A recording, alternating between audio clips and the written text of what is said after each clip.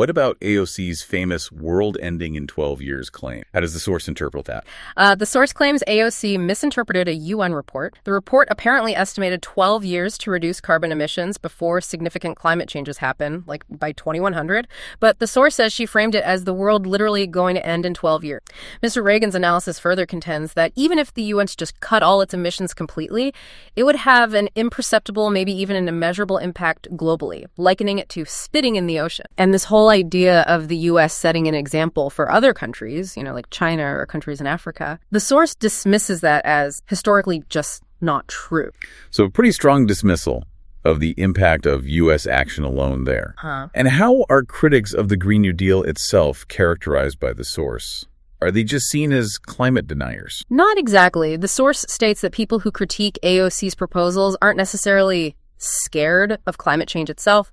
Rather, the source says they think AOC is ridiculous and they disagree that there's imminent catastrophe. That's the framing. And specific critiques of Green New Deal proposals from this perspective include things like high-speed rail, described as a disaster based on California's experience. Too much money, too few users. Right. Renewable energy like solar panels and windmills, currently not very efficient or cost-effective enough to justify a full immediate transition, though the source does acknowledge that technology will luckily improve. It cites things like Tesla and the Prius as examples of how things can advance over time. Okay, so a consistent theme of impracticality, it seems, from this viewpoint. And then there's that claim about prioritizing green space that grows yucca instead of cauliflower being a colonial approach to environmentalism. The source mentions that, too. Yes, Mr. Reagan's videos mention this. It's presented as what he views as one of her, quote, unhinged racist rants. So yeah, framed as an example of what the source considers problematic rhetoric from her. Okay. Let's move on then to crime and poverty. AOC linked an uptick in crime to economic desperation, didn't she? Famously stating people might shoplift some bread to feed their children. What's the source's refutation of that specific claim? It's a pretty strong refutation, actually. The source cites retired police officers and statistical data, stating that, quote, shoplifting of bread registers at precisely 0 incidents, calls it extremely rare. The videos then list commonly shoplifted items, things like cigarettes, energy drinks, high-end liquor, baby formula, but apparently for black markets, electronic, presenting this as evidence against AOC's claim. So Mr. Reagan's analysis suggests her narrative invents a scenario that never happened, and that these commonly stolen items are things taken by, quote, career criminals, not desperate parents. That's the perspective offered. That's a very different picture. Yeah. Okay, now let's analyze her rhetoric, accusations, and political strategy. This includes some pretty strong claims from the source itself, starting with accusations of racism and hate America. How does the source respond to, say, Trump's "if you hate this country, you should leave" tweet? Well, Mr. Reagan's analysis defends Trump's tweet, calls it not racist, arguing it applies to anyone, regardless of race, and it's really about a lack of gratitude. Right. The source then goes on to claim that AOC and the squad, Ilhan Omar, Rashida Tlaib, Ayanna Pressley, that they show stronger loyalty to the country of their ancestry, specifically naming Puerto Rico for AOC, Islam Somalia for Omar, and Palestine for Tlaib, suggesting this loyalty is stronger than their loyalty to the U.S. Okay. And what about the concentration camps rhetoric that AOC used for border facilities? Oh, that's noted by the source, yeah. Mr. Reagan's videos argue this rhetoric actually contributed to a physically dangerous climate. And they cite an Antifa attack on an ICE facility where the attacker's manifesto apparently mentioned concentration camp. The source generally views the less frequent accusation of racism against the right as a kind of blunt instrument, and even calls it bigotry or racism itself when it's applied to Republicans or white people just because of their political views or their race. And how did Ilhan Omar respond to accusations leveled against her, like hating America and Jewish people, according to the source? The source points out that Omar's response to accusations of hating America, Jewish people, and loving al-Qaeda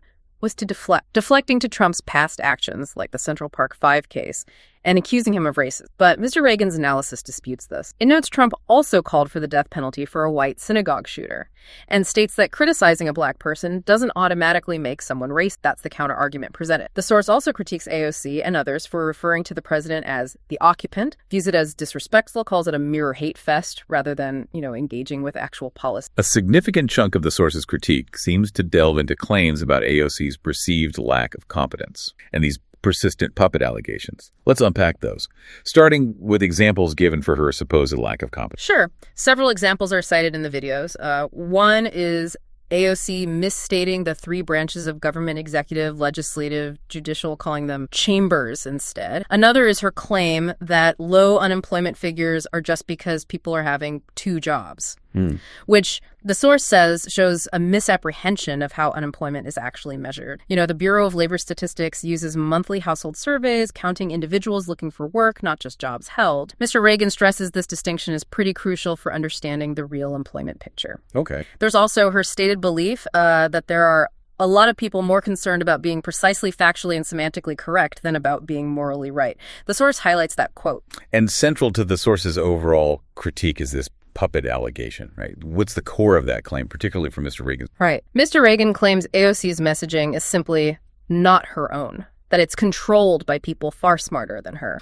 And this ties directly into the strategy of the Justice Democrats, which the source describes as a nefarious plan to essentially hack the democratic process by targeting weak seats with low voter turnout. Okay, can you elaborate on that strategy a bit?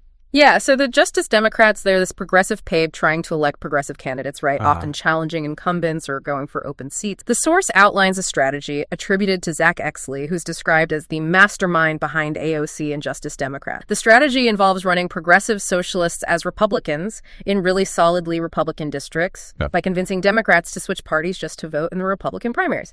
Then the idea is this fake Republican wins the primary and just sails to victory in the general election because the district is so red. Wow. So a deliberate strategy to infiltrate, according to this analysis.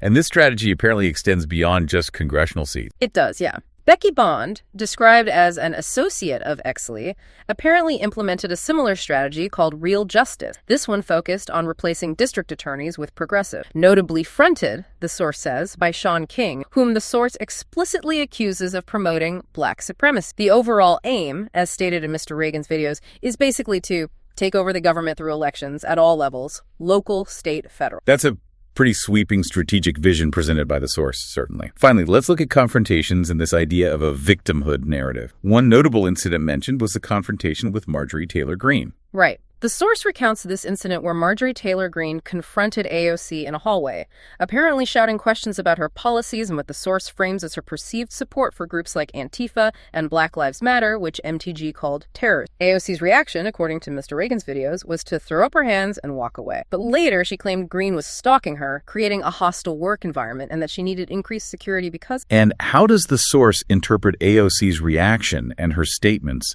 about the January 6th Capitol protest? Well, the source presents AOC's account of hiding in her office during Jan 6th, believing a Capitol police officer who came to her door was actually a threat. She described the event as war and extraordinarily traumatizing, stated that Representative Ayanna Pressley helped her recognize trauma. The source views all this as paranoid, crazy, even brainwashing into a victim narrative, noting what it describes as a lack of actual direct danger to her personally during the event. Okay. Furthermore, AOC's tweet claiming Ted Cruz almost had me murdered 3 weeks ago, referencing Jan 6, and accusing other Congress members of inciting the attack, that's highlighted. The source states she offered no proof for this, apparently later denied the quote, and describes the claim itself as incredibly paranoid from its perspective. So what does this all mean then? We've unpacked quite a collection of critiques and analyses of AOC here, exploring arguments about her public image, her policy proposals, the strategic thinking behind her political actions, all through the specific lens of this source material from Mr. Reagan. Yeah, I mean, this deep dive really reveals how a single public figure can be perceived in such different ways, doesn't it? How their words, their actions get interpreted, sometimes leading to these vastly different narratives. It gives us a glimpse into one particular critical viewpoint and the specific arguments used to back it up. It definitely raises an important question for you, the listener. How do these contrasting perspectives shape your understanding of political figures and the issues they champion? And maybe more broadly, how do you navigate the often conflicting interpretations of public events and actions that we see all the time? Something to think about.